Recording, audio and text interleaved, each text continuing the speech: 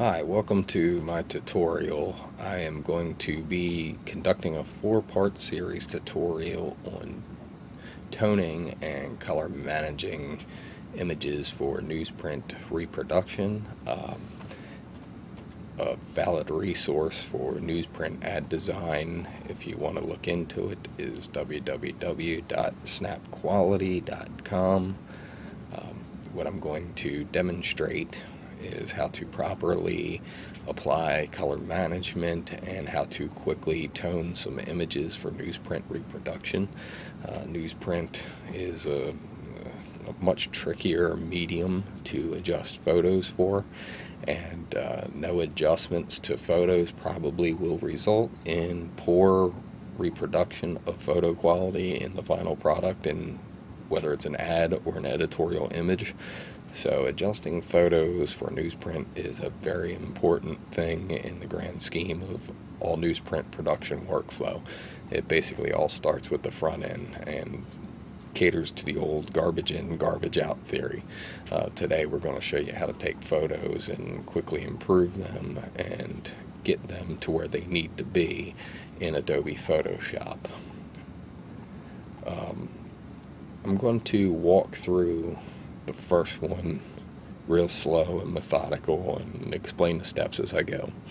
I'll do another one after that. That'll be just real quick to show you exactly how fast it could be. The reason why this is a four-part series tutorial is I broke it down into segments of 5 minutes.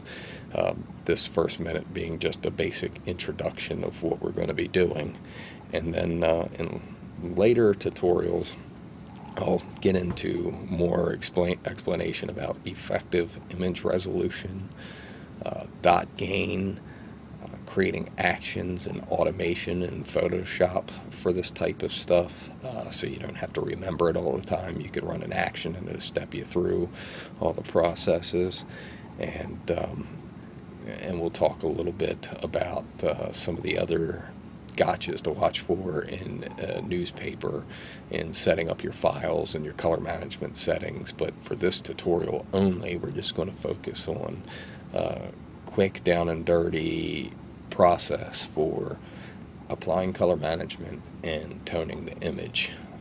There's about a million ways you could tone images. One of the biggest things or criticisms of the process that I'm going to show is that it's very destructive. So you'll want to duplicate a file or create a new file. You're not going to want to work off the original photo and damage that one so you can't go back to it. So you'll definitely want to do a save as and save this as a totally separate file. But in the world of newsprint, being destructive isn't exactly a bad thing with the photo. You can't be too destructive. Actually, we're going to really tone it and lighten it up and sharpen it to no end.